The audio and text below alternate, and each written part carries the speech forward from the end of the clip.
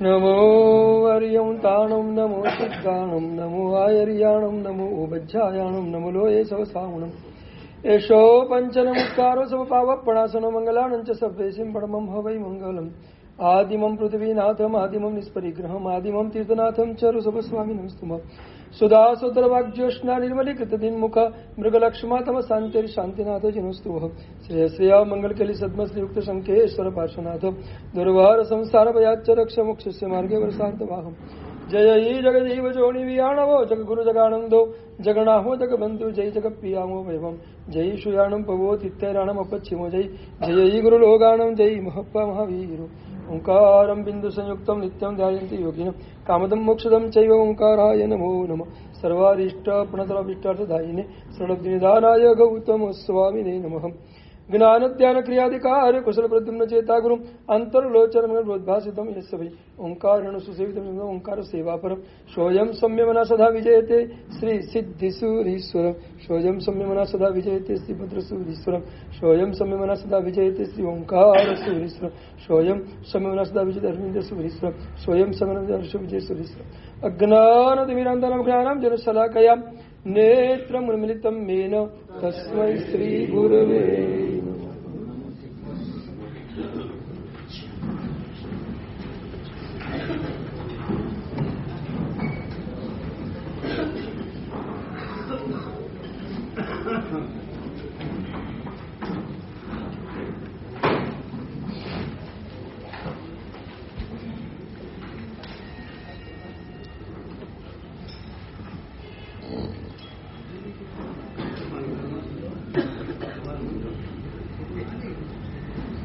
દીઠો સુવિધ જીણન સમાધિ રશે ભર્યો હો લાલ ભાષ્યો આત્મ સ્વરૂપ અનાદિનો વિસર્યો હો લાલ શકલ વિભાગ ઉપાધિ થકી મનો ઓસર્યો હો લાલ સત્તા સાધન માર્ગ ભણી સંચર્યો હો લાલ.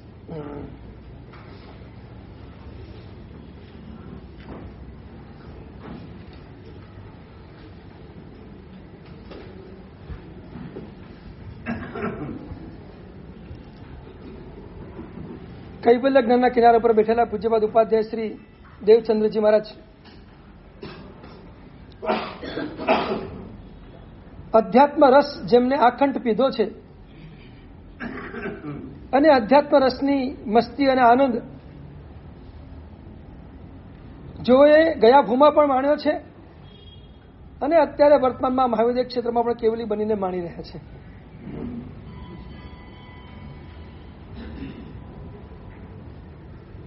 એવો એક આત્માનો રસ જે રસ પીધા પછી બીજો રસ પીવાની ઈચ્છા ન થાય,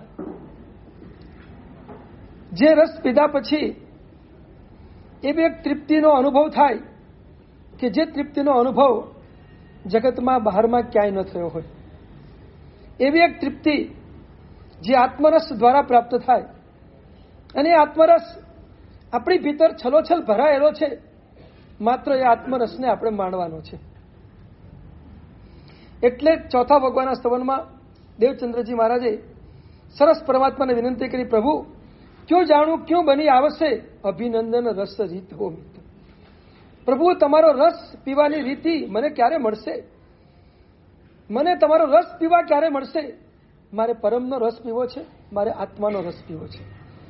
દરેક સાધકની અને દરેક ભક્તની એક જ ઈચ્છા હોય કે મને પરમાત્માનો રસ ક્યારે પીવા મળે. એ ભક્તની ઈચ્છા હોય અને સાધકની ઈચ્છા એ હોય કે મને આત્માનો રસ ક્યારે પીવા મળે. જે રસ અનંત તૃપ્તિને આપે, જે રસનો સ્વાદ અનંત આનંદને આપે, જે રસમાં અનંત શક્તિનો સ્ત્રોત પડેલો છે, એવો જે આત્મરસ, એ આત્મરસને આપણે પીવો છે. આપણી જ ભીતરમાં પડ્યો છે, આપણે એને પ્રગટ કરવાનો છે અને પ્રગટ કરીને આપણે પીવાનો છે. કેવી રીતે પ્રગટ કરવો એની પ્રોસેસ દેવચંદ્રજી મહારાજ આ ગાથામાં આપણને આપી રહ્યા છે. શકલ વિભાગ ઉપાધિ થકી મન ઓસર્યું હો લાલ. ઉપાધિઓમાંથી આપણું મન પાછું ફરી જાય, ઉપાધિઓમાંથી આપણું મન નીચે ઉતરી જાય તો આત્મરસ પીવાની એક સરસ મજાની પ્રોસેસ આપણા હાથમાં આવી જાય. પણ અનાદિકાળથી જે ઉપાધિમાં આપણે બેઠા છીએ, આપણી કમનસીબી એ છે કે હજુ આપણે એને ઉપાધિ સ્વરૂપે સમજી પણ શક્યા નથી. હું આ ઉપાધિમાં બેઠો છું આપણને લાગતું જ નથી. તમને સંસારમાં ક્યાંય કોઈ જગ્યાએ ઉપાધિ લાગે છે? એમાં પણ તમને કહું, પુણ્યનો ઉદય તમારો જોરશોરમાં ચાલતો હોય અને બહારથી કોઈ પણ આપત્તિ ન હોય, બધું રૂટીન મુજબ બહુ સરસ એજ ઇટ ઇઝ ચાલતું હોય, અપેક્ષા કરતા પણ ઘણું બધું સરસ ચાલતું હોય, તો તમને ઉપાધિ લાગે છે ક્યાંય? બોલો. એટલે ઉપાધિનો અહેસાસ તમને કોઈ જગ્યાએ છે જ નહીં. હા, દેવચંદ્રજી મહારાજ તો એમ કહે છે કે પુણ્યના ઉદયમાં પણ તમને આ ઉપાધિ ખટકવી જોઈએ. શાલિભદ્ર જેવો પુણ્યનો ઉદય હોય ને તો પણ તમને ઉપાધિ ખટકવી જોઈએ.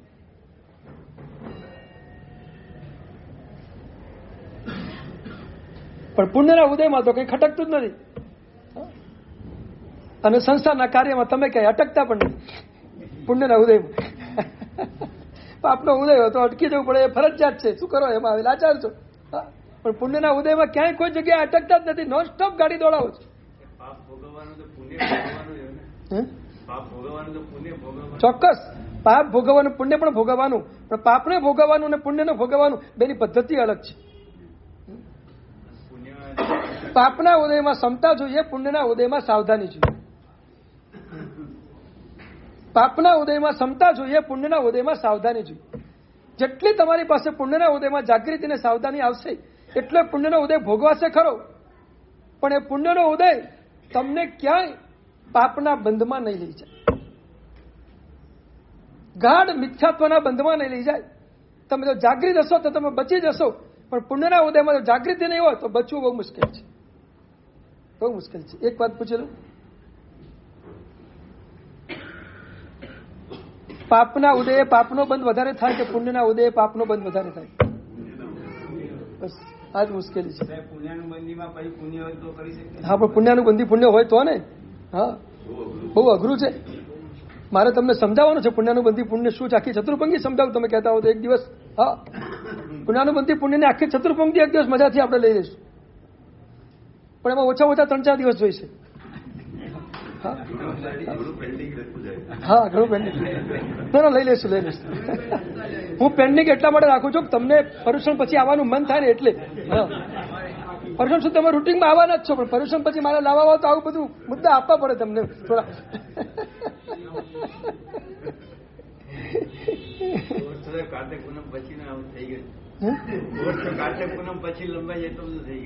ના, પૂનમ પહેલા બતાવી દઈશું. અરે આપણે બપોરે વાતના શરૂ કરીશું, બાકી રહેશો તમે ક્યાં વાંધો છે.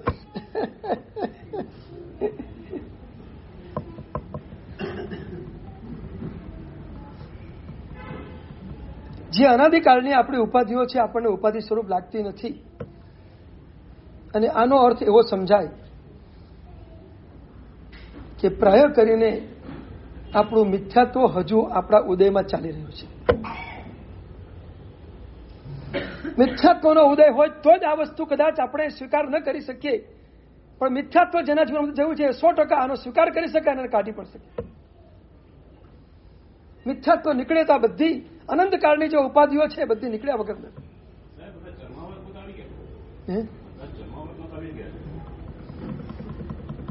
ચહેરા ઉપરથી લાગે છે આવી ગયો.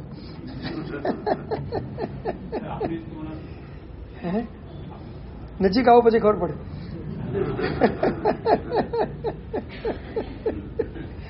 દૂરથી તો કેવી રીતે ખબર પડે? હું તમારી નજીકમાં આવું અને પછી તમને બરાબર અંદરથી જોઉં તો ખબર પડે કે હા તમારા અંદર લક્ષણો કેવા પ્રગટ થયા છે. ચરમાવતના પણ 3 લક્ષણો છે.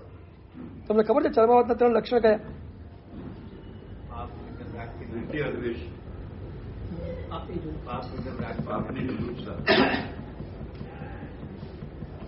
દુઃખે તેસો દયા તંતમ અદ્વેષો ગુણવત સૂચ અને ઔચિત્ય. દુઃખીઓ પ્રત્યેની અત્યંત દયા, ગુણવાન પ્રત્યેનો અદ્વેષ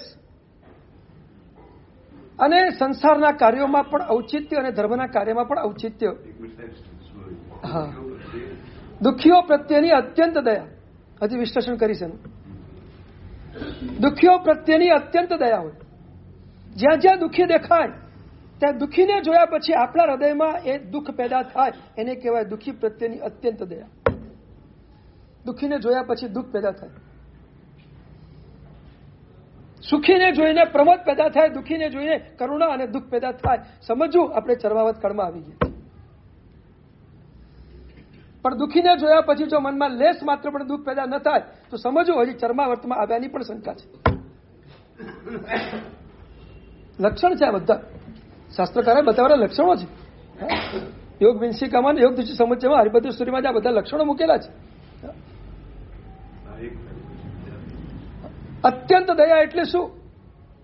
પેલા અત્યંત શબ્દની વ્યાખ્યા કરી દઉં તમને. દુઃખી દેશો દયાત્યંતમ, અત્યંત દયા. અત્યંત દયાનો અર્થ એ છે સાનુબંધ દયા, અર્થાત આપણી શક્તિ હોય તો એના દુઃખને દૂર કરવા માટેનો પૂરેપૂરો પ્રયત્ન કરીએ, એનું નામ અત્યંત દયા છે. માત્ર દુઃખીને જોઈને દુઃખ લાગ્યું અને ઉભા રહી ગયા, કાંઈ કર્યું નહીં, એ નહીં. સક્રિય કરુણા. અત્યંત દયા એટલે સક્રિય કરુણા, નિષ્ક્રિય કરુણા નહીં. સક્રિય કરુણા એટલે મારી પાસે શક્તિ છે તો એના દુઃખને દૂર કરવા માટે 100% પ્રયત્ન કરું, બસ આ સક્રિય દયા છે, આ સક્રિય કરુણા છે. જ્યાં જ્યાં દુઃખી દેખાય ત્યાં એના માટે આપણે સક્રિય કરુણા આપણી પાસે કેટલી? ચલો કરુણા કદાચ હશે પણ સક્રિય કરુણા કેટલી?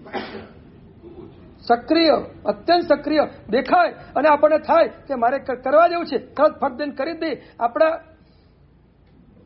રેન્જમાં આવે છે તો કરી દઈએ, રેન્જમાં ના આવતો તો ન પણ કરી શકાય, બરાબર છે.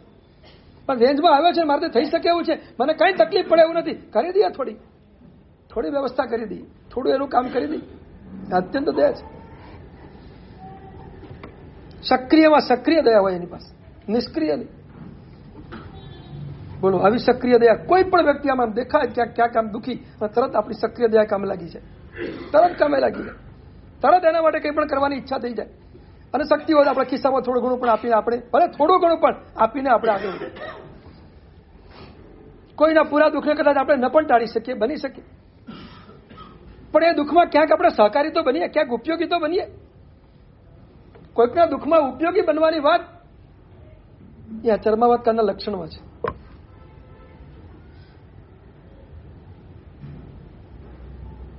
કોઈ ગરીબને જોવો, કોઈ અનાથને જોવો, કોઈ સાધર્મિકને જોવો અને એની સ્થિતિ ભયંકર ખરાબ હોય, એ સ્થિતિમાં જોયા પછી આપણને અંદરથી કરુણા ભાવ પેદા થાય, મારે કંઈક કરવું છે.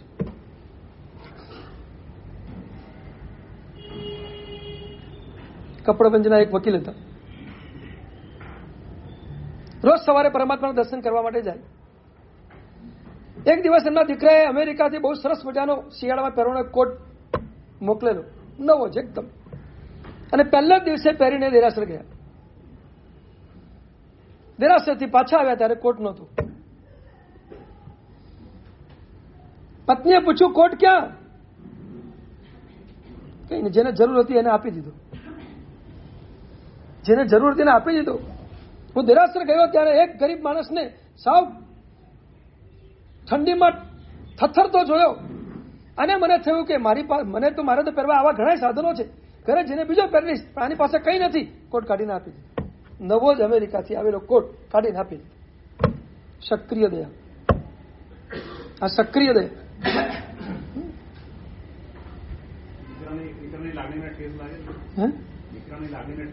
ચોક્કસ. દીકરાની લાગણીને ઠેસ લાગે એના કરતા તમારા આત્માની લાગણીને ઠેસ લાગે એનો વિચાર પહેલા કરજો. હું મારી પોતાની દયામાંથી ચૂકી જઉં છું એનો વિચાર પહેલા કરજો.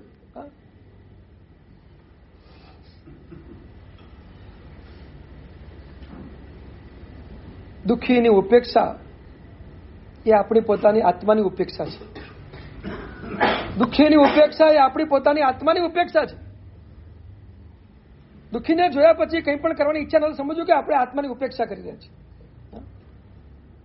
આત્માની પાસે જે ગુણ છે એ ગુણને આપણે યોગ્ય ઉપયોગમાં લઈ શકતા નથી, માટે એ ગુણની ઉપેક્ષા કરી રહ્યા છીએ. બહુ ઊંડાણથી જો તો તમને લાગે ખરેખર આપણે ક્યાં ચૂકીએ છીએ. આપણે લાગે કે આપણે કોઈકને કંઈક કરતા નથી, એમ નહીં, તમે તમારી જાતને નુકસાન પહોંચાડી રહ્યા છો. દુઃખી તેસો દયાત્યંતમ. કોઈના પણ દુઃખને જોયા પછી અંદર ફીલ ન થાય, સહેજ પણ દુઃખનો અનુભવ ન થાય, સમજો કે હજુ આપણે ચરમાવતમાં કદાચ આવ્યા નથી. બોલો, પહેલા લક્ષણમાં જ કેટલા વાંધા દેખાય છે.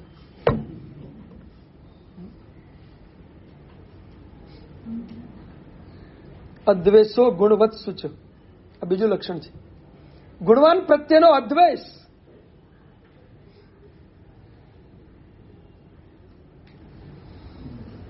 મેઘકુમારની કેવી સક્રિય દયા હતી. મેઘકુમારના હાથમાં પૂરો ભવમાં હાથીના ભવમાં હતો ત્યારની સક્રિય દયા કેવી હતી.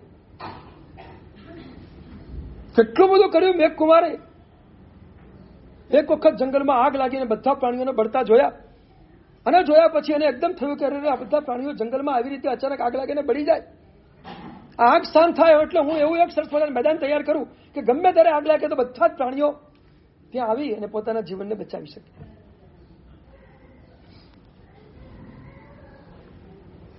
કેટલો ઉચ્ચ વિચાર એ આ મેઘકુમારની પાસે છે. અને બીજી વાત તમને કહું, બીજાના હિતની ચિંતાથી ધર્મની શરૂઆત છે. તમે જ્યાં સુધી બીજાના હિતની ચિંતા નથી કરતા ત્યાં સુધી ધર્મનો એકડો પણ મુકાતો નથી. પરમાત્માના શાસનમાં હરિભદ્ર સુરી મહારાજે બહુ સરસ વાત કરી છે. વચનાદ અનુષ્ઠાનમ.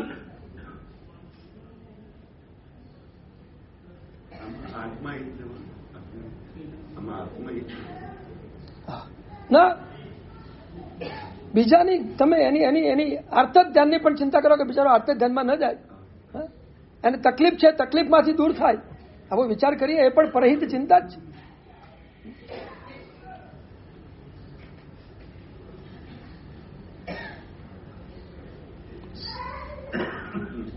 બધી ચિંતા એની આત્માની ચિંતા કરવાની ને એના સંસારની ચિંતા કરી લેવાની.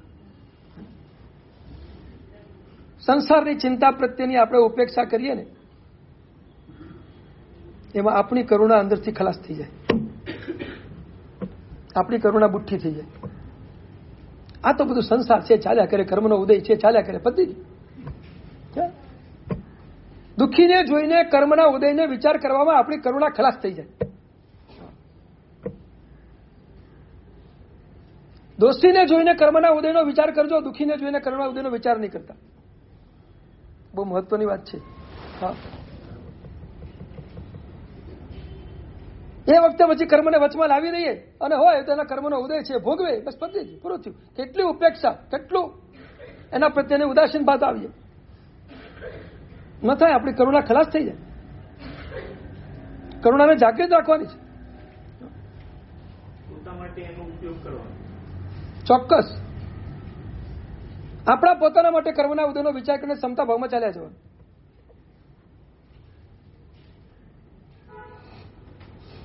પણ કોઈ પણ દુઃખી પ્રત્યે કરુણાનો એ કર્મના ઉદયનો વિચાર કરી અને આપણી કરુણાને તોડવાની, એને સક્રિય બનાવવાની, આપવું કઈ કામ.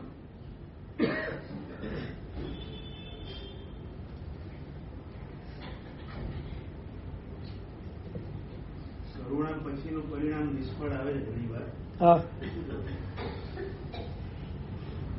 કરુણા પછીનું પરિણામ આપણે જોવા જઈએ છીએ તો નિષ્ફળ આવે છે. જોવા શું કરવા જઈએ? પણ ભલે ને ગમે એટલી વાર આવે, આપણી કરુણાને જાગૃત રાખો,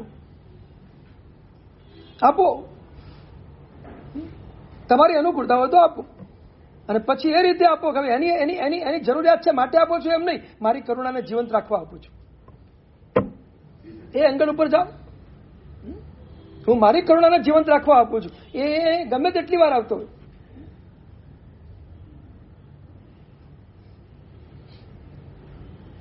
એક માણસ રસ્તામાંથી જતો હતો, સામેથી એક ગરીબ માણસ આવ્યો, એને માગણી કરી, કાકા કંઈક, અને ભાઈએ 50ની નોટ કાઢીને આપી દીધી. અને પેલા માણસે થયું સાલું એક ધડાકે 50ની નોટ, બહુ ઉધાર માણસ છે, એટલે આડી અડી ગલીમાંથી પાછું બીજી વખત સામે આવી ગયું, કાકા કંઈક 100ની નોટ આપી દીધી, 100 આપી દીધા. ત્રીજી વાર કંઈક પાટાપિંડી હાથ પર કપડા બપડા લગાવીને ત્રીજી વાર પાછો સામે આવ્યો, કાકા 500 આપી દીધી. અને ચોથી વાર સામે આવ્યો, એનો એ જ માણસ, અને એને 1000 રૂપિયા આપી દીધા. હવે પેલો ચમક્યો, ચાલો ગજબ કહેવાય. માગનાર હું એકને એક છું, આપનાર પણ એકને એક છે, અને એ આપ્યા જ કરે છે. કશું પૂછતા પણ નથી કે તું કેટલી વાર લઈ ગયો, પૂછતા પણ નથી ને આપ્યા જ કરે છે. કમાલ છે. ને છેલ્લે એને કહેવાનું મન થયું, શેઠ તમને ખબર તો છે ને તમારી પાસે 4 વાર માગનાર હું એકનો એક છું? તો કે એ ખબર છે, આપનાર હું એકનો એક જ છું. આપનારા હું એક છું. તું તારે જેટલી વાર માગું એટલું માગ, હું આપ્યા કરીશ, કારણ કે મારે મારી કરુણાને જીવંત રાખવી છે.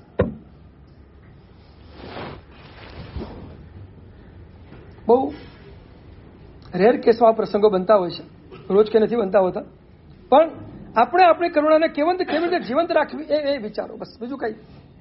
અને ફરી તમને કહી દઉં, તમે જ્યારે કોઈને કંઈક આપો છો ત્યારે એને જરૂર છે માટે આપો છો, એના કરતા મારે જરૂર છે માટે આપું છું, આ ભાવમાં રમો. તમને ક્યારે પણ તમારી કરુણા તૂટશે.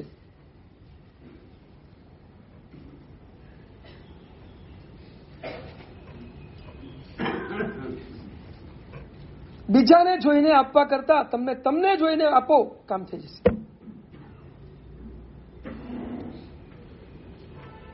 આપણી તો મુશ્કેલી એ છે કે આપણે બીજાને જોઈને જ આપવાની પ્રવૃત્તિ કરીએ છીએ. એને જરૂર છે માટે આપું છું, મારે જરૂર છે માટે આપું છું, એ વાત તો આવતી જ નથી. કે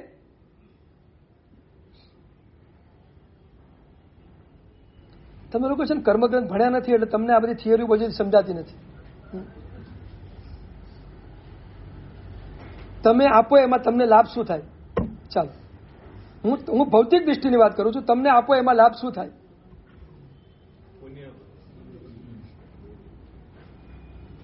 તમે આપો એમાં તમને શું લાભ થાય?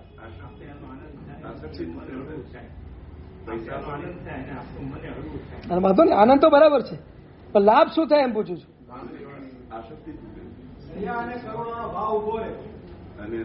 બરાબર. મારે તમને એવી એક ચીજ બતાવી છે કે જે તમને સક્રિય દયામાં લઈ જાય. ના ના, બહુ મજાની વાત કહું. તમે ભાવથી આપો, તમારી કરુણાને જીવંત રાખવા માટે આપો, તો તમે જેટલી વાર આપો તમારા લાભાંતરા કર્મનો ક્ષોભસમ થાય. અને લાભાંતરા કર્મનો ક્ષોભસમ થાય એટલે તમને પણ મળ્યા વગર રહી. કેટલું મોટું રિઝલ્ટ મળે છે. તમે ભાવથી ને કરુણા ભાવથી આપો છો, તમારો લાભાંતરા કર્મનો ક્ષોભસમ થઈ જાય છે. આજે તમને જે કંઈ મળી રહ્યું છે ને, એ તમે પૂર્વમાં કોકને આપ્યું છે ને માટે મળી રહ્યું છે. એક કવિએ સરસ પંક્તિઓ લખી છે. ભિખારી નહીં ભીખ માંગતો, શીખ આપતો ઘરે ઘરે.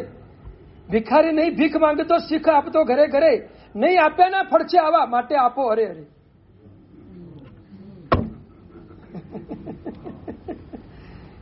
અદભુત પંક્તિ છે. નહીં આપ્યાના, મારે તમારી પાસે માગવું પડે છે, એનો અર્થ એ છે કે મેં પૂર્વમાં કોઈને કંઈ આપ્યું નથી, માટે મારે માગવું પડે છે. નહીં આપ્યાના ફળ છે આવા, માટે આપો અરે અરે. તમારે આ ફળ નહીં જોઈતું હોય તો આપો, તમારે આ સ્થિતિમાં ન જવું હોય તો આપો.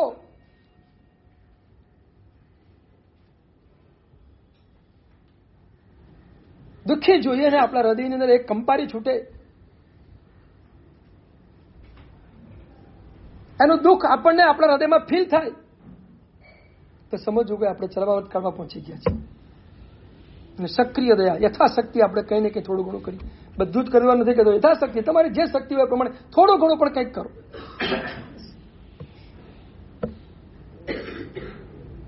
એ હાથી આખું મંડળ બનાવ્યું આગ પૂરી થઈ ગયા પછી, અને ફરી પાછી આગ લાગી એટલે બધા જીવો ત્યાં મેદાનમાં આવી ગયા, બધા બચ્યા.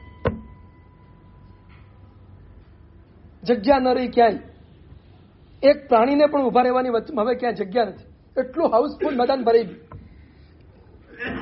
અને હાથીને થોડી ખણજ આવી, પગ ઊંચો કર્યો અને સસલું નીચે, તમને ખબર છે, દૃષ્ટાંત ખબર છે, સસલું નીચે ઘૂસી ગયું. અને ખણજ પૂરી થયા પછી પગ નીચે મૂકતી વખતે હાથીએ જોયું કે નીચે કોઈ આવી તો નથી ગયું ને, અને સસલું જોયું એટલે પગ શું કર્યો? અદ્ધર રાખ્યો. સક્રિય દયા.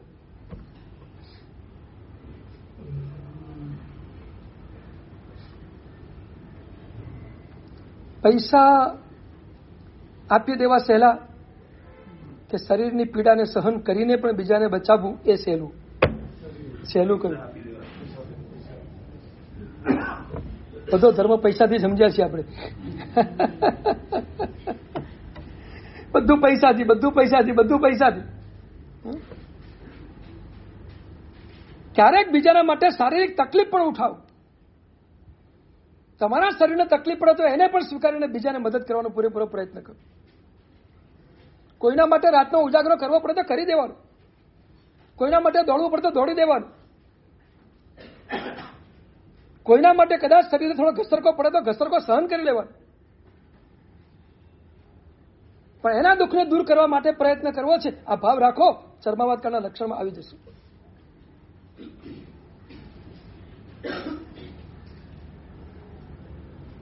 છે તમારી પાસે સાવ નથી એવું છે જ. આ તો હું ભલે ખાલી વર્ણન કરું, પણ તમારી પાસે છે જ. તમે પણ દુઃખીઓને ખૂબ મદદ તો કરો જ છો, અને ક્યાંક દુઃખી દેખાય તો થોડું ઘણું તો ફીલ થાય જ છે કે આ દુઃખી છે, આપણે થોડી મદદ તો એને કરવી જ જોઈએ. બસ આ ભાવ છે માટે તમે ચરમાવટમાં છો, હું તમને ના નથી પાડતો. આ તો વર્ણન કરું છું લક્ષણ કેવું હોય, બાકી તમારા માટે તો હું પોઝિટિવ જ છું. ભલે કઈ નહીં, અંશ તો છે ને, સાવ નથી પણ અંશ તો છે ને, થોડા ઘણા અંશમાં તો છે જ. સાવ નથી એવું પણ નથી, સાવ નથી એવું પણ તમારામાં નથી, કારણ કે પ્રભુનું શાસન આપણે પામ્યા છીએ. અને આટલી બધી જીનવાડીનું શ્રવણ કર્યા પછી થોડી ઘણી તો કરુણા આપણા હૃદયમાં જાગે જ છે, જાગે જ. બહાર કોઈ બેઠું તરત આપણે થોડું આપવા મળે, ભલે આપણે રૂપિયો આપીએ, અરે 50 પૈસા આપીએ, પણ થોડું ઘણું તો આપણે આપીએ ને, થોડું ઘણું તો મન થઈ જાય છે આપણે આપવાનું. બસ એટલું સમજવું, ત્યાં આપણું લક્ષણ કામ કરે છે. આ લક્ષણ કામ કરે છે.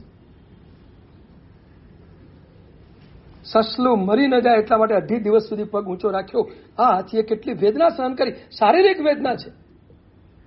એક સસલા માટે 18 દિવસ સુધી પગને ઊંચો રાખવો કેટલી સક્રિય દયા છે. પણ એના કારણે એવું ગજબનું પુણ્યનું પુણ્ય બંધાયું, એ સીધો મેઘ કુમાર બની ગયો. સૈનિક મહારાજાને ત્યાં જન્મ મળી ગયો.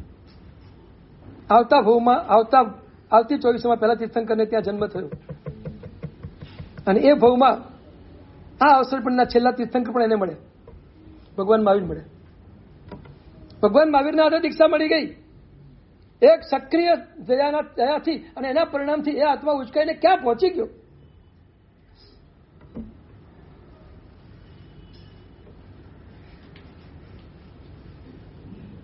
એક સરસ વાક્ય પન્નાસજી મહારાજે જ્યાં લખ્યું છે, જીવ સત્તાનો સ્વીકાર એ તીર્થંકર નામની નજીક જવાનો સરસ મજાનો ગુણ છે. હા, તમામ જીવોમાં જીવ સત્તાનો સ્વીકાર કરો.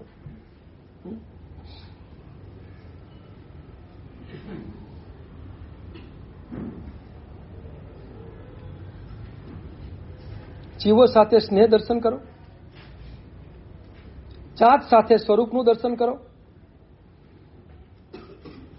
જળ સાથે સંવેગ અને નિર્વેદ ભાવથી દર્શન કરો, અને ઘટના સાથે સાક્ષી ભાવથી દર્શન કરો. દર્શન કરવાની 4 ટેકનિક છે. આનું વર્ણન પછી કરીશ, હમણાં અમારે ચાલુ વિષયમાં જવાનું. જીવો સાથે સ્નેહ દર્શન, તમામ જીવો સાથે સ્નેહ, તમામ જીવો સાથે પ્રેમ, મૈત્રી, કરુણા. જાત સાથે સ્વરૂપનું દર્શન, હું આત્મા છું એ સ્વરૂપનું દર્શન જાત સાથે કરો. જળ સાથે સંવેગ નિર્વેદ ભાવથી દર્શન કરો. નિર્વેદ, એના ઉપરની આસક્તિ તૂટી જાય એ રીતે દર્શન કરો. અનાસક્ત ભાવથી દર્શન કરો.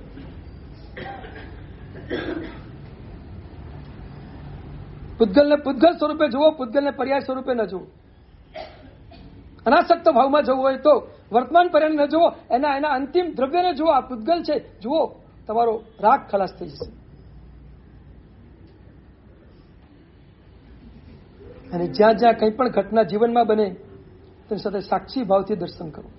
આ ઘટના અને હું અલગ છીએ, હું એક નથી. ઘટના સાથે ભેદ કરો.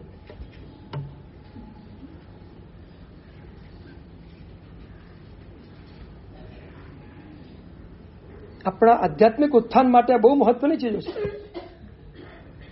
આ બધું આવશે તો આધ્યાત્મિક ઉત્થાન થશે, ને તો આધ્યાત્મિક ઉત્થાન જલ્દી થશે નહીં. આ એક એક પદાર્થનું વિશ્લેષણ કરીએ તો સમય જોઈશે. પણ મેઘ કુમારના આત્માએ જગતના બધા જીવો સાથે સ્નેહનું દર્શન કર્યું. બધાને બચાવવા છે, બધાને બચાવવા છે. મારી એકની જાતને નહીં, મારે બધાને બચાવવા છે. આ સક્રિય દયા. અને 18 દિવસ સુધી પગ ઊંચો રાખ્યો એકમાત્ર સસલાના માટે. કેટલો સ્નેહ સસલા ઉપર.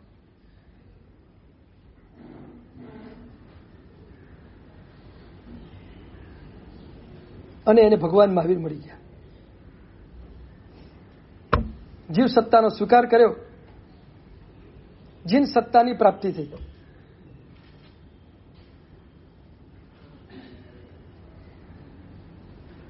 જેટલો જેટલો જીવો પ્રત્યેનો સ્નેહ વધે એટલે આપણે તીર્થંકર નામકર્મની નજીક જઈએ. તીર્થંકર નામકર્મ બાંધવાની યોગ્યતા જીવો પ્રત્યેના સ્નેહથી પ્રગટે છે.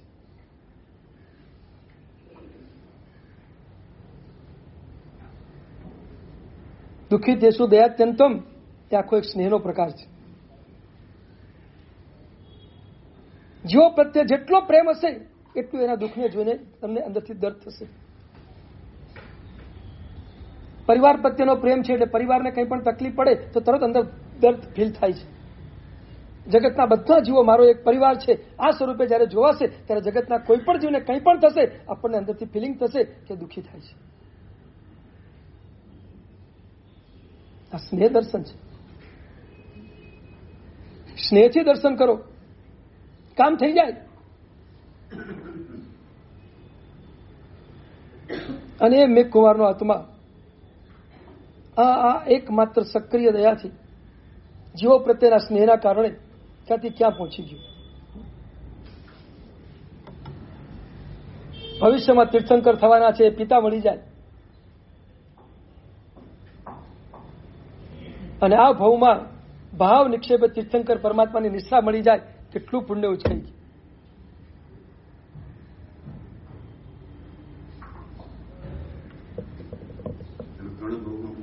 હા,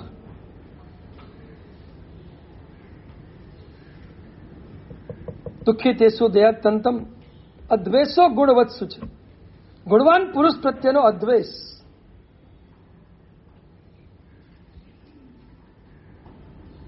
ક્યાંય કોઈ વ્યક્તિના ગુણો જોયા અને ગુણી તરીકે એને જોયા પછી એના પ્રત્યેનો અદ્વેષ, એના પ્રત્યે ક્યાંય દ્વેષ ના હોવો જોઈએ.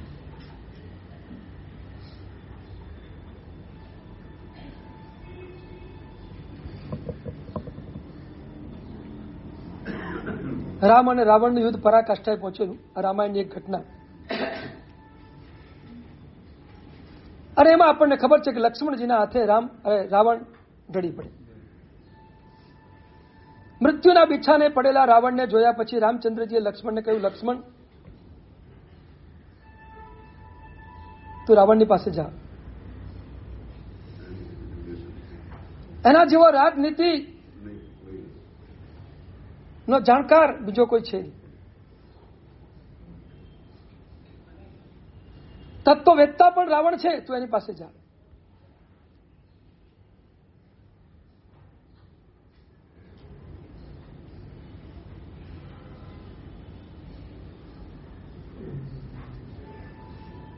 અને જઈને રાવણને કહેજે, મોટા ભાઈએ તમારા ગુણની અનુમોદના કરી છે.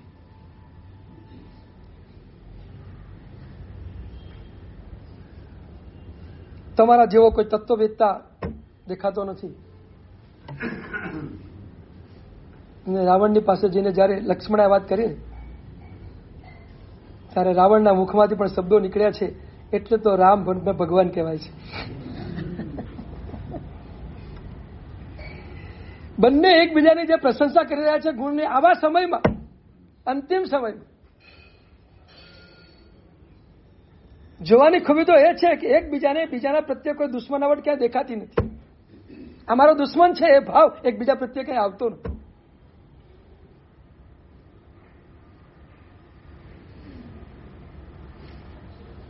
કારણ કે બંને સમ્યક દ્રષ્ટિ આત્માઓ છે. બંને આટલે સુધી પહોંચેલા છે. રામચંદ્રજી આ જ ભવમાં મોક્ષમાં જવાના છે અને રાવણ તીર્થંકર નામકર્મનો બંધ કરી દીધેલો આત્મા છે. હવે પછીના ભવમાં ક્યાંક તીર્થંકર બનવાના છે. એ યોગ્યતા અંદરથી પ્રગટી ચૂકી છે. એટલે જે વ્યક્તિ આ કક્ષાએ પહોંચે છે એના હૃદયની અંદર કેવા ભાવો ઉમટેલા હોય છે એને આપણે જોઈ રહ્યા છીએ. અદ્વેષો ગુણવત્સુ છે. ગુણવાન વ્યક્તિ છે એના પર કોઈ દ્વેષ નહીં, કોઈ દ્વેષ નહીં. ચોક્કસ યુદ્ધ થયું છે અહંકારના કારણે.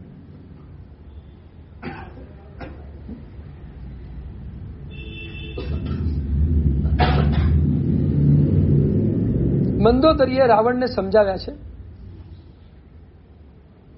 મધ્યરાત્રિએ કે સ્વામિનાથ હવે આ જીત છોડી દો. તમે સતી સીતાને મનાવવા માટેના ઘણા બધા પ્રયત્નો કર્યા, પણ આ સતી છે, સીતા છે, કોઈ દિવસ એ તમારી નહીં થાય. પ્રાણ આપી દેશે પણ તમારી તો નહીં થાય. અને એટલે તમને કહું છું, હવે બહુ થઈ ગયું, બસ હવે એને રામચંદ્રજીને પાછી સોંપો. શા માટે રાખવાની જરૂર છે? અહીંયા પાછી સોંપી દો. અને રાવણે કહ્યું, તારી વાત બિલકુલ સાચી છે, હું પણ સમજુ છું કે સીતા મારી થવાની જ નથી ક્યારે. હું જે ઉદ્દેશથી લાવ્યો છું એ ઉદ્દેશ હવે કંઈ શક્ય જ નથી. સોંપી દઉં 100%. બસ કાલ સવાર થાય ને સવાર થાય એટલે હું સીતાને પાછી આપી આવીશ. સામે પગલે જઈને આપી આવું, સીતાને વાત પૂરી થઈ જાય. આપણે કોઈ યુદ્ધ કરવું નથી. પણ સવાર થઈ, વિચાર ફરી ગયા. સવારે પાછો ફૂફાડા મારીને ઉભો થયો. જંગલમાં રખડતા આવા રામને હું સામે ચડીને આપવા જઉં તો મારું આમાં સન્માન શું? મારું ગૌરવ શું? એના કરતા એક કામ કરું, એની સાથે લડી લઉં, એને હરાવી દઉં અને પછી સીધા પાછી સોંપી દઉં. મારે સોંપવાની તો છે જ, મારે રાખવાની તો સીધાને છે જ. સોંપી દેવાની છે, પણ લડીને સોંપું, જીતીને સોંપું, એમને સોંપી દઉં એ મારું ગૌરવ નથી. બસ આ એક ગર્વ. અને રાવણે યુદ્ધ છેડી દીધું.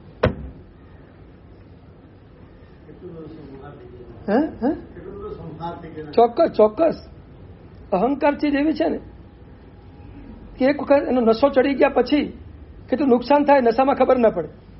એ નશો છે, એક નશો છે.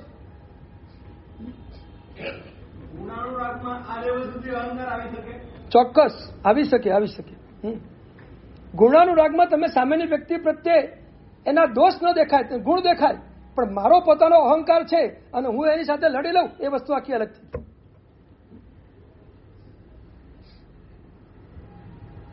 ગુણ જોવા જુદી ચીજ છે અને પોતાનો અહંકારને છોડવો એ જુદી ચીજ છે.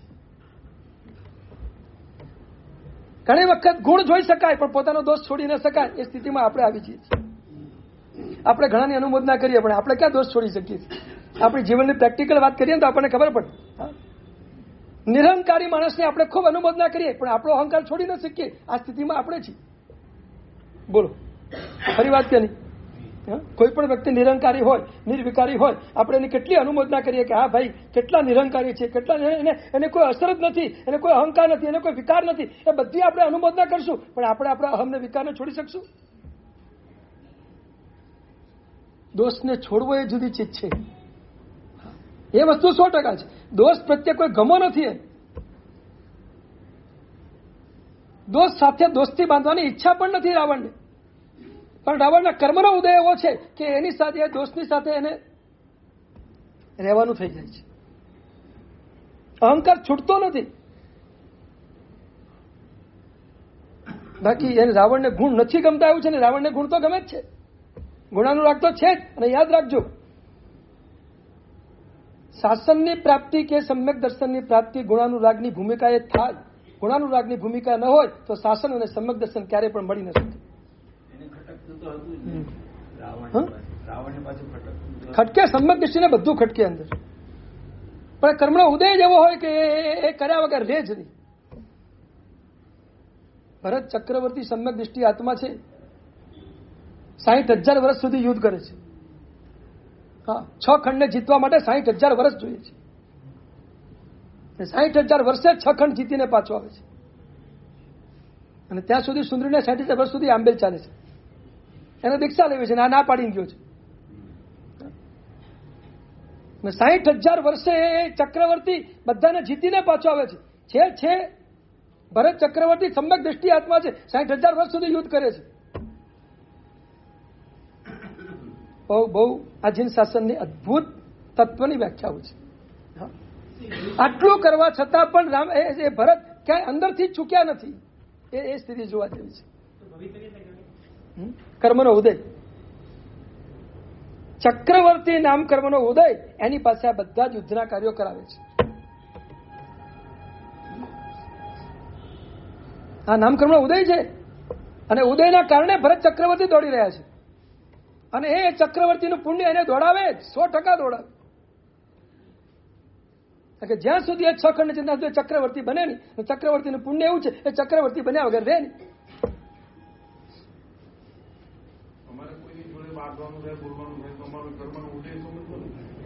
તમારો ને એનો બેનો સમજવાનો, બેનો સમજવાનો. જેમ તમને બાજવાની ઈચ્છા થાય તમે બાજો છો, તમારો કર્મનો ઉદય છે, એ તમારી સાથે બાજે તો તમારે એનો સમજવાનો કે એનો પણ કર્મનો ઉદય છે, સમજીને શાંત થઈ જવાનું બે જણા.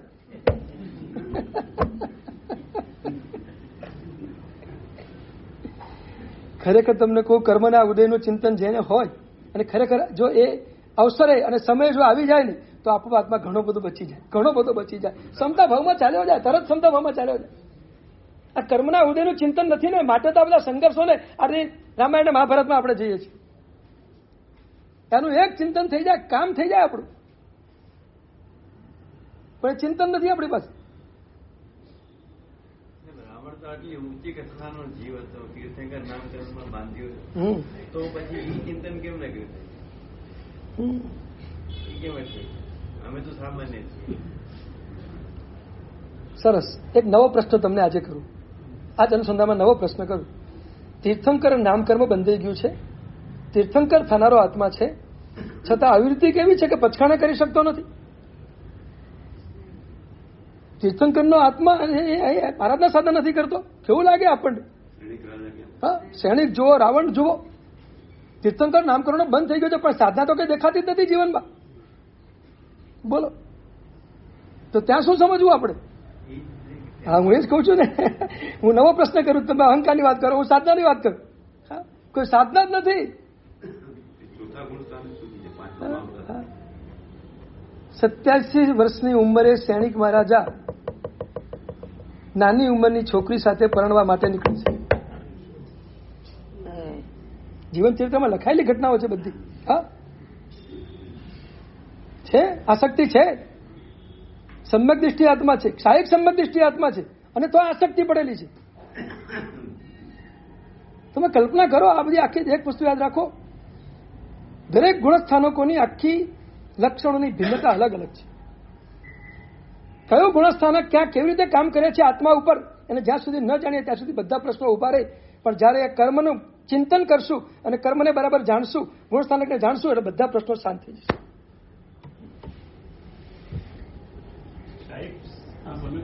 જાગૃતિ તો શું કરો જે પણ કરતો હોય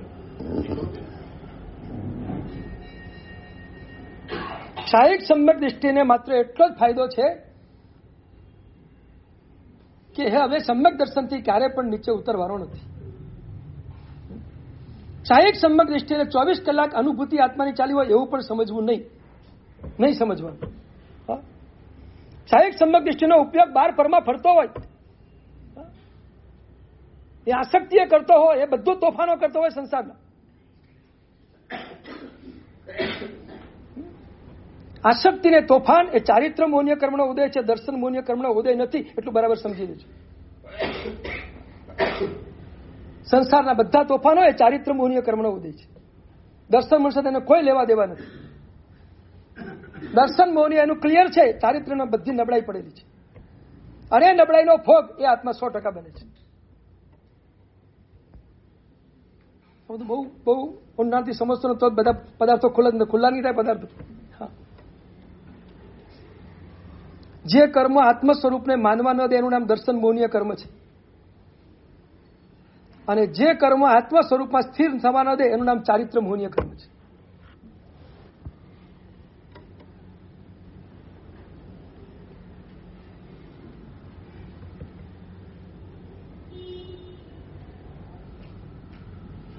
ચારિત્ર મોહની કર્મનું આશ્વાસન લઈને કથાઓ કરીએ તો ફરી વખત બોલી દઉં આ પ્રશ્નના સંધાનમાં.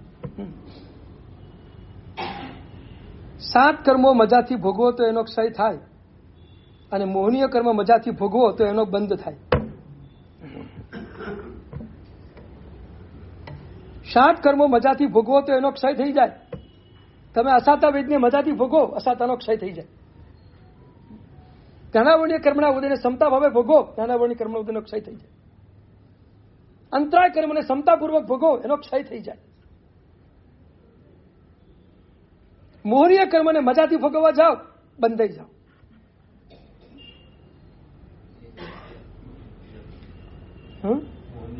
હા હા હા. ઘાતી કર્મની અસર આપણા વિચાર ઉપર છે, અઘાતી કર્મની અસર આપણા આચરણ ઉપર છે.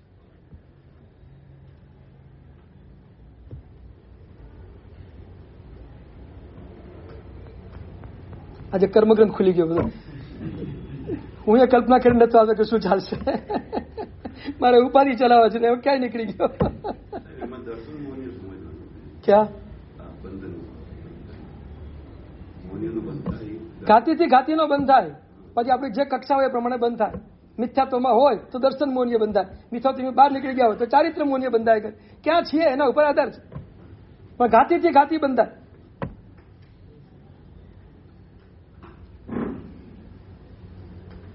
અને અઘાતીના ઉદયમાં પણ જો આપણે સમતા ભાવમાં ન રહીએ તો અઘાતીના ઉદય પણ ઘાતી બંધાય.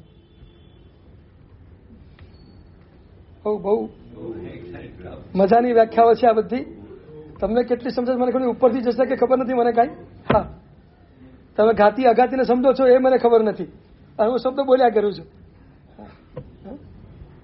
અઘરું છે.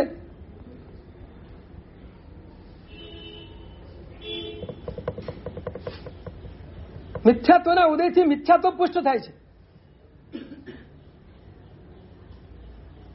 અને મિથ્યાત્વ તોડવાના ઉપાયમાં જઈએ તો મિથ્યાત્વ તૂટતું જાય. એ વખતે બંધાય ખરું, પણ નબળું બંધાય. જાગૃતિ ન રાખીએ તો ગાઢ બંધી જાય. એટલે જાગૃતિ જરૂરી છે. જેટલા બને એટલા પુણ્યના ઉદયમાં સાવધાની રાખો અને જાગૃતિ રાખો તો બચી શકશો, નહીં તો બચી નહીં શકો. અને પાપના ઉદયમાં બને એટલી ક્ષમતા રાખવાનો પ્રયત્ન કરશો તો બચી જશો, નહીં તો બચી નહીં શકો. ભરત મહારાજા 60,000 વર્ષ સુધી યુદ્ધ કર્યું છે, પણ અંદરથી અલગ રહીને કર્યું છે. એ સમજે છે કે અમારો કર્મનો ઉદય છે, પ્રવૃત્તિ થઈ રહી છે, મારે એમાં ક્યાંય રાચી માચીને કરવાનું નથી. આટલા વર્ષો સુધી યુદ્ધ કરે અને મનમાં એની બહુ લાંબી અસરો ન હોય, એ સમ્યક દૃષ્ટિ આત્માની સ્થિતિ કેટલી અદભુત છે.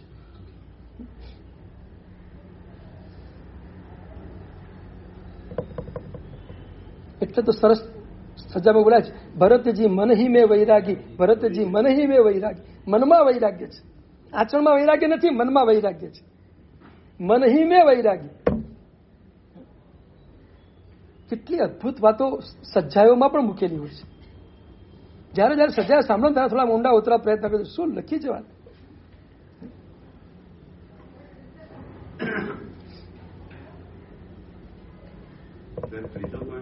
હા, કહું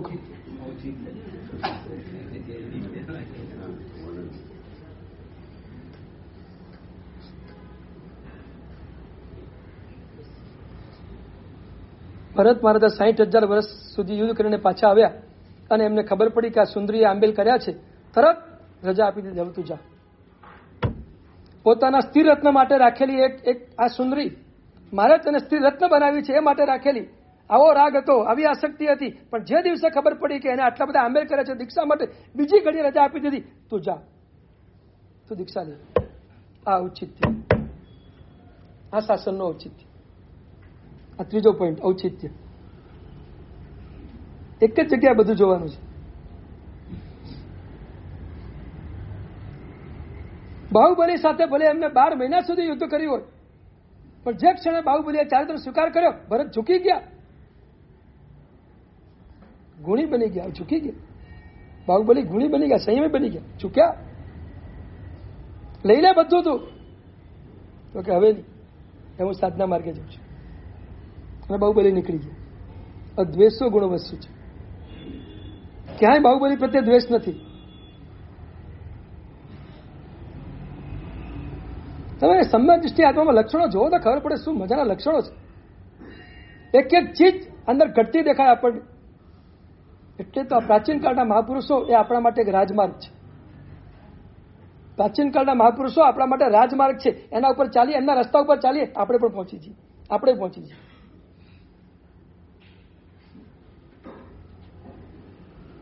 અદ્વેષો ગુણવત્સુ છે અને ઔચિત્યનું આચરણ. ઔચિત્યની બાબતમાં તો ઘણું બધું છે. ખાલી ઔચિત્ય ઉપર પ્રવચન કરવા હોય તો બીજા 4-5 દિવસ તો મજાથી ચાલે એવું છે. હા, અને એમાં તમારા જીવનને જોઈને તો મને એવું મન થાય કે કેટલા ઔચિત્ય બતાવું. બાપ અને દીકરા વચ્ચેનું ઔચિત્ય હોય, પતિ અને પત્ની વચ્ચેનું ઔચિત્ય હોય, માતા અને દીકરા વચ્ચેનું ઔચિત્ય હોય, અને ભાઈ અને બેન વચ્ચેનું ઔચિત્ય હોય, સંઘ સાથેનું આપણું ઔચિત્ય હોય, ગુરુ ભગવાન સાથેનું આપણું ઔચિત્ય હોય, પ્રભુ પ્રત્યેનું આપણું ઔચિત્ય હોય. ઔચિત્યના કેટલા પ્રકારો છે. એક એક પ્રકારો દૃષ્ટાંત જોઈએ ને તો ઘણા બધા દિવસો જોઈએ એનું વર્ણન કરવા માટે. આ બધી જગ્યાએ આપણે ઔચિત્ય સાચવીને ચાલવાનું છે. ક્યાંય ઔચિત્યનો મારાથી ભંગ ન થઈ જાય. ઔચિત્ય એટલે શું? તે કાળે મારા માટે કરવા યોગ્ય જે હોય એને ઔચિત્ય કહેવાય. તે સમયે જે સમય છે એ સમયે મારા માટે જે કરવા યોગ્ય હોય એનું નામ ઔચિત્ય.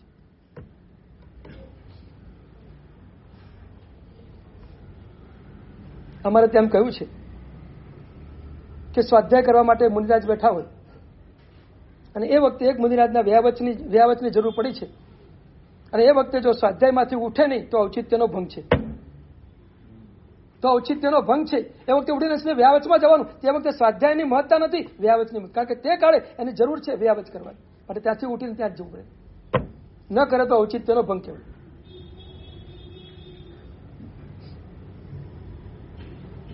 કોઈને કોઈ વસ્તુની જરૂર છે ને તમારાથી અનુકૂળતા છે આપવાની, અને તમે બીજા કામમાં છો તો એ કામને પડતું મૂકીને પહેલું એ કામ જો ન કરો, ઔચિત્યનો ભંગ થાય.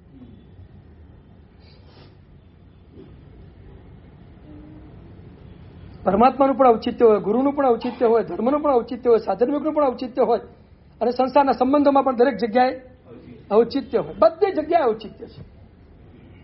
અને ઔચિત્યનું પાલન જો યથાયોગ્ય રીતે થાય તો 100% તમે બધા લક્ષણમાં આવી જાઓ છો. એટલે તો હરિભદ્ર સુરી મહારાજે ચરબાવર્ત કાળથી માંડીને આગળના બધા સ્ટેજ ઉપર ઔચિત્યને પહેલું મૂક્યું છે. એક ઔચિત્ય છે તો બાકીના બધા ગુણોનો પ્રવેશ થઈ જશે, પણ ઔચિત્ય ન હોય તો આવેલા ગુણો પણ કદાચ ચાલ્યા જશે.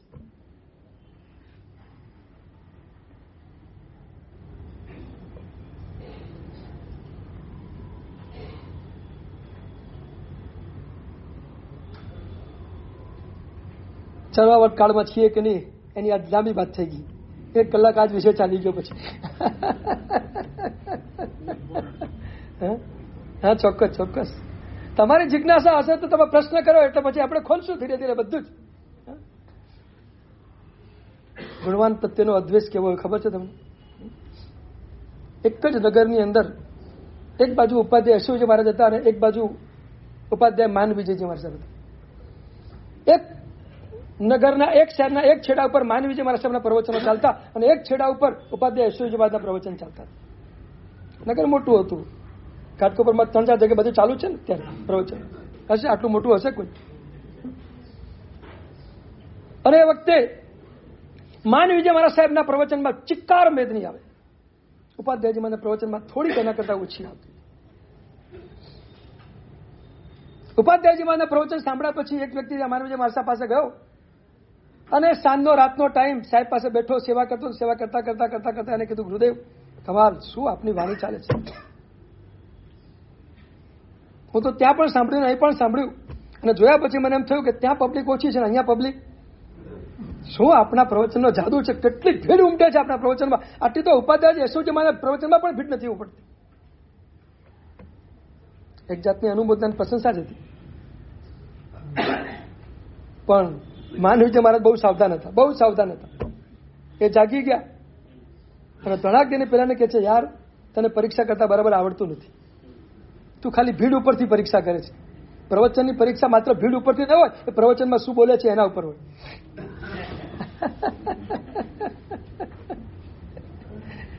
અને એટલે માન વિજય મહારાજે કીધું કે મારો વેપાર છે ને કરિયાણાનો છે અને ઉપાધ્યાયજી મહારાજનો વેપાર ડાયમંડનો છે, એટલે ત્યાં પબ્લિક ઓછી તો અહીંયા ચિક્કાર હોય. હવે હમત થોડું જરા. શું જાગૃત છે મહાપુરુષ, એકબીજાની ગુણાનુવાદ કેટલા સરસ રીતે કરી શકે છે. એમની પાસે ભલે પબ્લિકની ભીડ ઉમટતી હોય પણ નથી ઉમટતી એમ નહીં, એ મારા કરતા ચડિયાતા છે, આ એમને કેવું છે. મારા કરતા ઘણા ગુણો એમની પાસે, આ ગુણાનું રાગ ગુણ જોવે છે. મારે ત્યાં પબ્લિકની ભીડ છે, મજા, ખરેખર તારી વાત સાચી છે એવું નથી કહેતા. છે ને જાગૃતિ.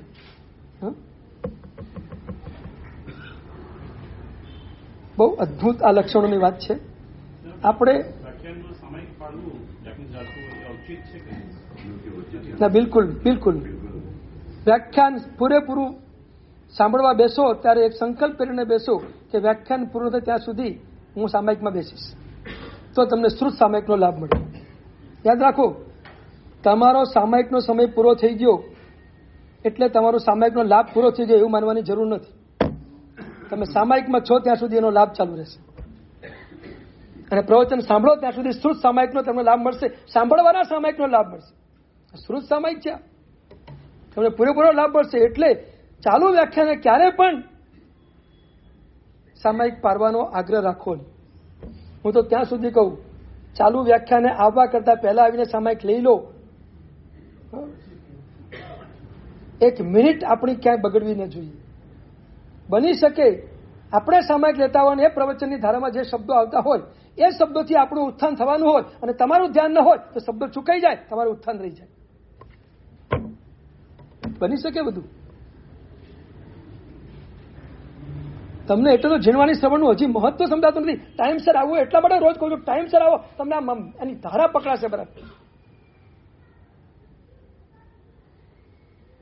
એક 5-10 મિનિટ તમે લેટ આવો એટલે જે ધારા છે ને એ થોડીક તમારા હાથમાંથી નીકળી જાય છે. પછી ઘણી વખત વિષયનું અનુસંધાન પકડાય નહીં. પહેલા શું આવ્યું પછી શું આવ્યું અનુસંધાન કરવું જ ચૂકી જાવ તમે. ટાઈમસર આવશો તો આની જે મજા છે ને આખી મજા તમે માણી શકશો.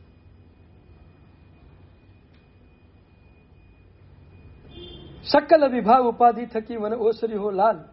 અનાદિકાળની આપણી લાગેલી આ ઉપાધિ, મિથ્યાત્વ વગેરેની ઉપાધિઓ, અને એની સાથે સાથે જે 3 ઉપાધિની આપણે વાત કરીએ છીએ. પહેલી ઉપાધિ આપણે જોઈ રહ્યા છીએ કે સંસારના પર પદાર્થો પ્રત્યેનો મારાપણાનો ભાવ એ આપણા અનંતકાળની લાગેલી ભયંકર ઉપાધિ છે, અને આ જ મિથ્યાત્વ છે. આ જ મિથ્યાત્વ છે.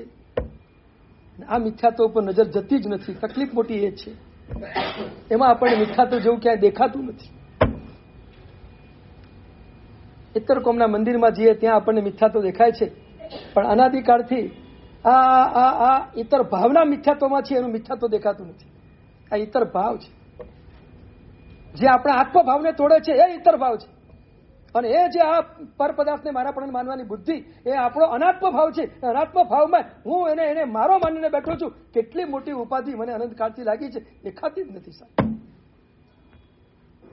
સમજાતું જ નથી આમાં ક્યાંય.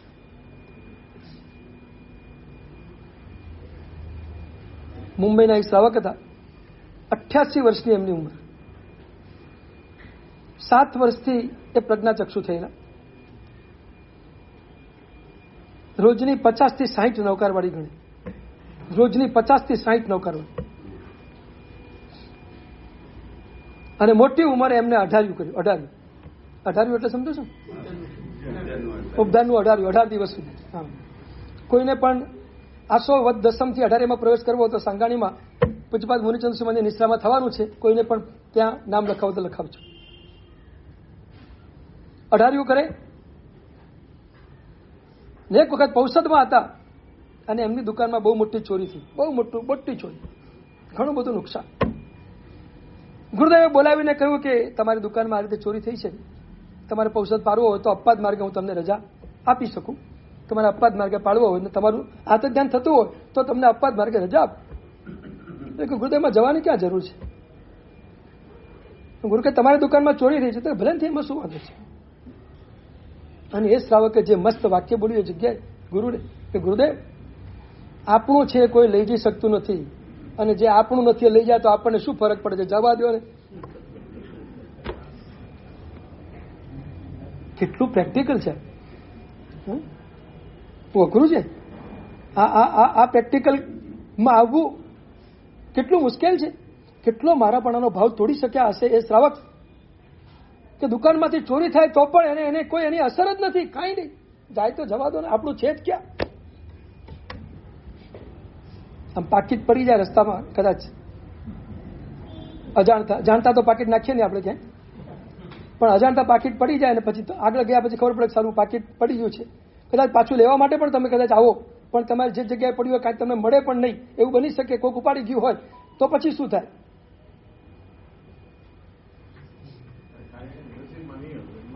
હે, સરસ. લો, કેટલું સરસ વાક્ય છે જો કિશોરભાઈનું, બહુ મસ્ત વાક્ય છે એકદમ.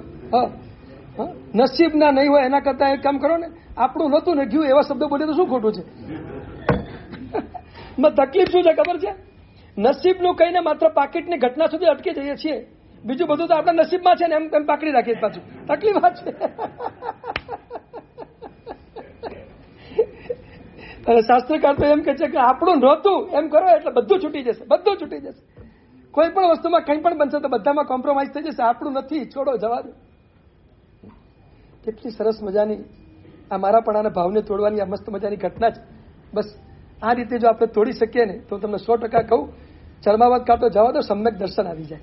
અને સમ્યક દર્શન આવે ને એનો મોક્ષ તો 100% નક્કી થઈ જાય. બસ આ સ્થિતિએ આવી સમ્યક દર્શનની પ્રાપ્તિ કરવી છે.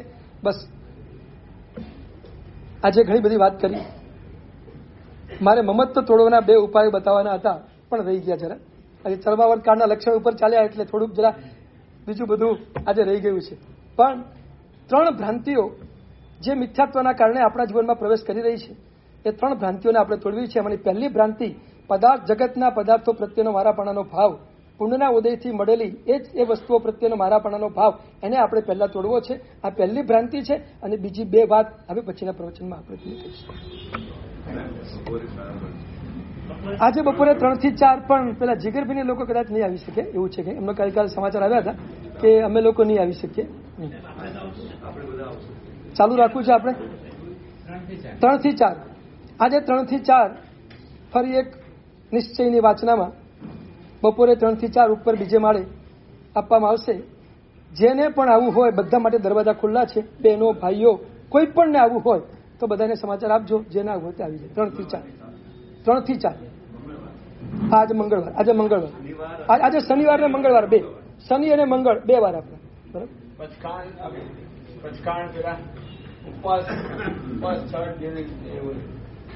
તપસ્વીઓ સાદામાં છો ને બધા? આજે 6ઠ્ઠી બારીનો બીજો ઉપવાસ. તમારી ગાડી તો આગળ ચાલે.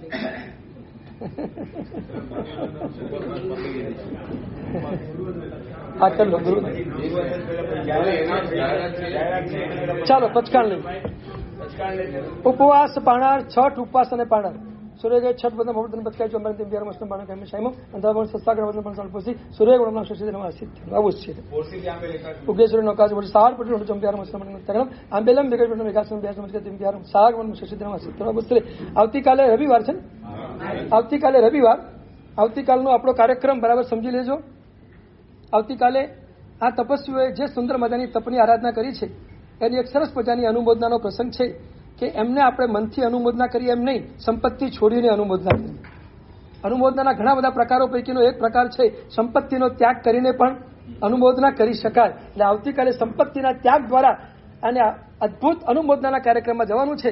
તમે સિદ્ધિતપ કર્યો હોય કે ન કર્યો હોય, તમારા ઘરમાં કોઈ સિદ્ધિતપ હોય કે ન હોય, પણ મારી ઈચ્છા છે કે આવા તપસ્વીઓને હું પારણા કરાવવાનો લાભ લઉં તો મારા અંતરાય કર્મો તપના બધા તૂટી જાય. અને એક વસ્તુ યાદ રાખજો, તપના અંતરાય તોડવા માટેનો આ શ્રેષ્ઠ ઉપાય છે તપસ્વીઓની અનુમોદના, તપસ્વીઓની ભક્તિ, તપસ્વીઓનો સરસ મજાનો આવો કોઈ પ્રસંગ, અને એ પ્રસંગે આવો સરસ લાભ લઈને આપણે એમને સરસ મજાનું ભક્તિ કરીએ, આપણા તપના અંતરાયો બધા તૂટી જાય. આવા સરસ મજાના તપના અંતરાય તોડવા માટેનો એક અદભુત પ્રસંગ સિદ્ધિ તપના તપસ્વીઓના પારણા મહોત્સવના જે કંઈ ચડાવવા છે એ ચડાવવા આવતીકાલે બરાબર 9 વાગે સ્ટાર્ટ થશે. એની પહેલા 9 વાગે આપણે બધા ભેગા થઈશું. 9 વાગે આપણો કાર્યક્રમ સ્ટાર્ટ થશે. સૌથી પહેલા 15 થી 20 મિનિટ સુધી એક અદભુત વિષય ઉપર પ્રવચન થશે અને એ વિષય છે પ્રભુ બોલે છે. પ્રભુ બોલે છે અને આપણે સાંભળીએ છીએ. બસ પ્રભુ શું બોલે છે ને શું આપણે સાંભળવાનું છે એની મજાની વાતો, પ્રેક્ટિકલ વાતો, અનુભવની વાતો કેટલીક મજાની આવતીકાલે શરૂઆતમાં આપણે કરીશું અને પછી ચડાવવાના કાર્યક્રમમાં આપણે આગળ વધીશું.